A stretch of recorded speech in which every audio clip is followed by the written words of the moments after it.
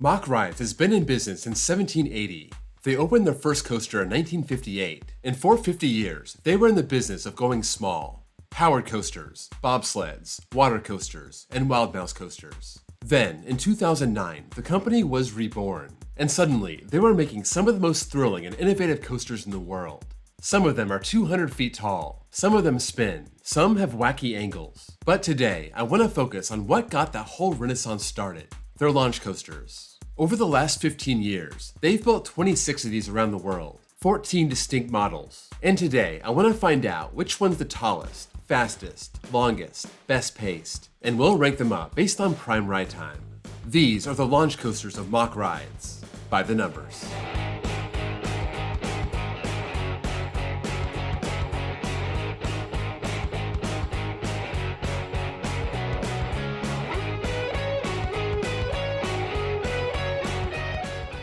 If you're new to the series, prime ride time starts when the train picks up speed off the lift and ends when it hits the final brakes. None of these launch coasters have a true lift hill, so the clock will start when the launch starts. Mid-course brake runs are left in, but if it slows the train down too much, it'll add to the ride time but hurt the pacing. For rides that stop entirely because of a turntable, or stop and wait for a launch, I stop the clock and restart it when the next launch starts. With the help of Google Maps, but not the Pythagorean theorem this time, I was able to take out the lift, station, and brakes from the overall length, so the number on your screen will not match what you see in RCDB. In 14th place with 40 seconds is Beyond the Cloud at Suzhou Amusement Land Forest in China.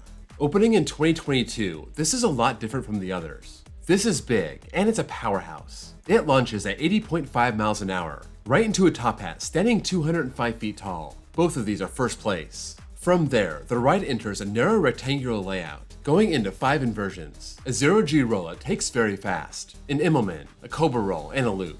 It covers just over 2,900 feet of track and ranks in the middle at number 7. As you can expect from a short track and a high speed, it's number 1 in pacing at 73.2 feet per second, over 13 feet per second better than the next coaster. In 13th place with 46 seconds is Pulsar at Wallaby, Belgium, and its 4 clones. You'll find coasters of all shapes and sizes on this list, and this launch coaster happens to be a water shuttle coaster. It starts with a backwards launch, then launches forward up the 147-foot spike. That's second place. Launching backwards again and reaching a top speed of 62.8 miles an hour, third place. Goes up the back spike and ends with a big splashdown. In the end, covering just over 2,000 feet of track. That's down at third to last. Its pacing isn't great either, third to last at 43.8 feet per second, taking a long time to get up to its max speed and stalling out at the top of each spike. In 12th place at 47 seconds is Capital Bullet Train at Motion Gate in Dubai. This starts with a multi-pass launch, but it starts with absolutely no kick, taking you up a loop, back down, up a back spike. I'm not sure how tall this is, but I'm estimating 100 feet. That would be number 9. Then you can begin the course. It hits a top speed of 50 miles an hour, tied for third to last. But even with 2 inversions, it doesn't have a whole lot of track to cover. Less than 2,000 feet, even with the multi-pass section. That's second to last. No surprise, it's down at second to last in pacing also, 41.3 feet per second. In 11th place with 51 seconds is Star Trek Operation Enterprise at Movie Park, Germany. Here's another multi-pass launch, going forward, then backward up a vertical rollback standing 130 feet tall. That's 4th place, and then launching at 55.9 miles an hour, tied for 6. It then goes into a top hat standing almost 100 feet tall. This has 3 inversions, an overbank and a helix, covering almost 2,500 feet of track, 11th place. Staying low to the ground on a short course, it's near the middle in pacing at 48.5 feet per second, good for 8th place. In 10th place with 52 seconds is Manta at SeaWorld San Diego. Unlike most of the coasters on this list, this was designed to be family friendly. It has a pair of launches and stays very low to the ground. Its max drop reaching 54 feet, that's second to last. Same with its top speed of 43 miles an hour. It weaves and twists around over footpaths, covering just under 2,500 feet of track, that's 10th. But because it stays so low to the ground, it covers track pretty good for a family coaster. It actually has some bite. It's 9th in pacing at 47.7 feet per second, just a foot per second behind Star Trek.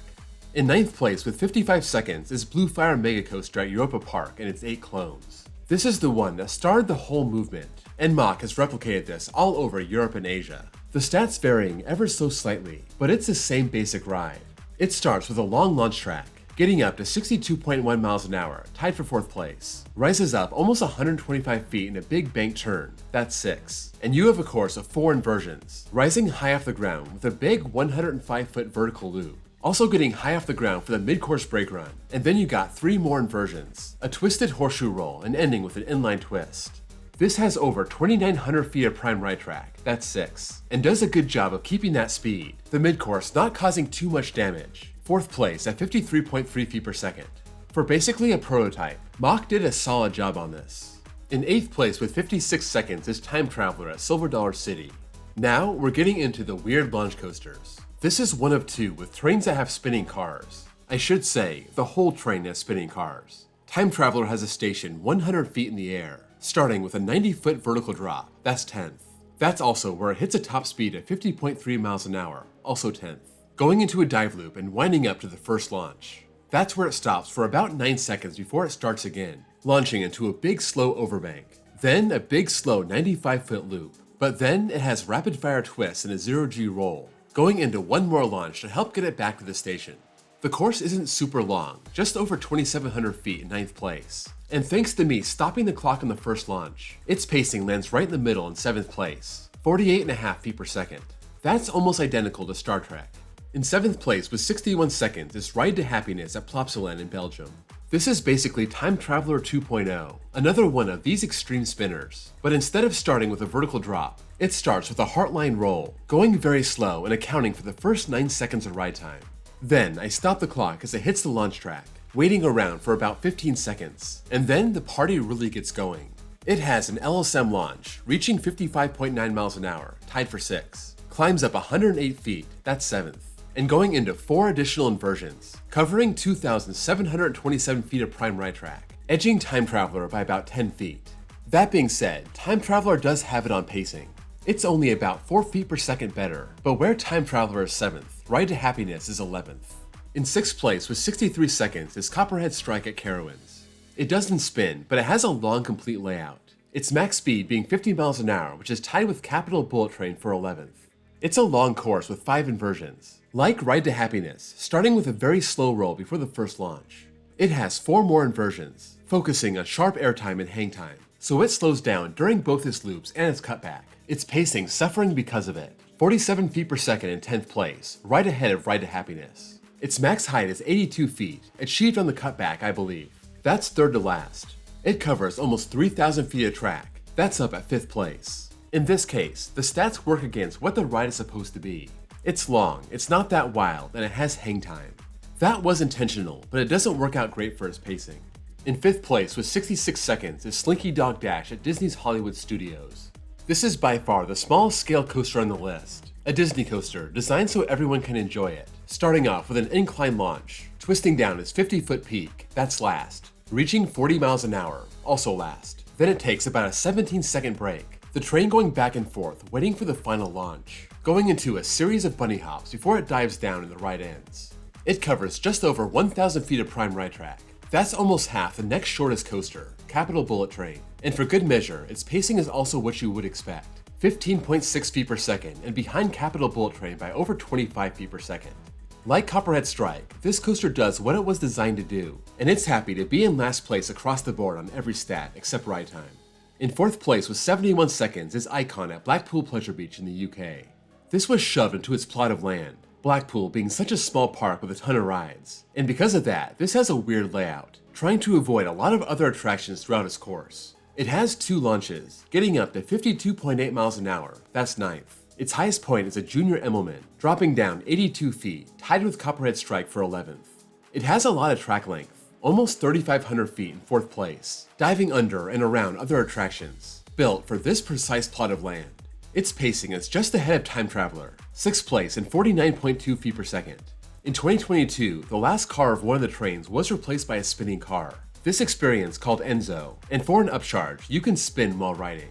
In 3rd place with 72 seconds is Helix at Leesburg in Sweden. When I rode this, I thought it was an incredibly long complete ride. To my surprise, it's not the longest. It has just over 4,300 feet of prime ride track, but that's barely good enough for 2nd place. It drops out of the station into one of its 7 inversions, keeping pretty good pacing most of the way. also ranking second at 60 feet per second, reaching a top speed of 62.1 miles an hour in the second launch, tied with Blue Fire for fourth place, rising into the ride's highest element, the inside top hat, standing 134 feet in the air, that's third. I am very surprised Helix didn't win any of these categories, but it's still in the top tier of everything across the board.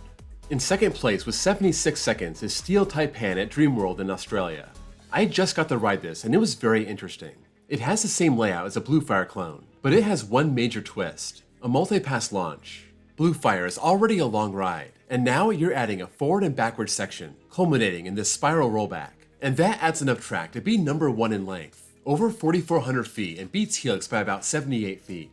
It maxes out at 65.2 miles an hour, that's second, but 15 miles an hour behind Beyond the Cloud. It's 128 feet tall, that's fifth, and even with those stallouts and multi-pass launch, it's third place in pacing, ranking just ahead of the standard Blue Fire clones by about 3.5 feet per second. Just like Icon, this has a spinning back car you can ride for an extra fee, and it's totally worth it. In first place with 87 seconds is Vulture at Europa Park in Germany. This isn't open yet, and I had to go by the official POV animation.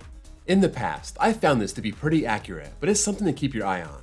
This has 2 sections, split up by a turntable and a swing launch. The first part is 43 seconds, the second part is 44, almost identical, adding up to 87, or just under a minute and a half. These trains look like the ones they use on their Big Dipper models, using the 4-across seating, but this will have 4 rows and not 2. It's the first ever striker coaster, and it's very dynamic. It has a vertical LSM lift hill, going right into an inside top hat, kind of similar to the Maurer Skyloops, and it has a course of 7 inversions, covering almost 4,300 feet of track. That's third and only about 25 feet behind Helix. Its max height just under 107 feet, that's near the middle in 8th. Tied with Ride to Happiness in Star Trek in 6th place at 55.9 miles an hour. And through all that, even with all that track, it's still top half in pacing, 5th place at 49.4 feet per second. This looks like it could be the best new coaster of 2024. Some people suggested I rank these differently.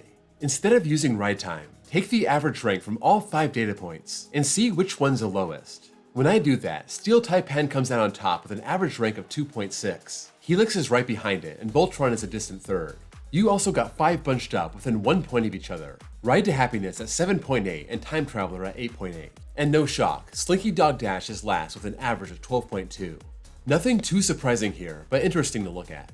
That's a wrap on the launch coasters of Mack Rides, by the numbers. Let me know if anything here surprised you or confirmed something you already knew. I was surprised that Time Traveler had better pacing than Ride to Happiness. Everyone seems to agree Ride to Happiness is a lot better. I also did not expect Steel Taipan Swing Launch to add so much extra track and push it into first place, especially considering how long Helix is. Before you go, don't forget to drop a like, and if you're new here and want to see more content like this, please give me a sub. I have a playlist with other videos in this series. Also, check out my second channel where I post copyright-free off-ride footage, and my baseball channel where I talk about all things Major League Baseball.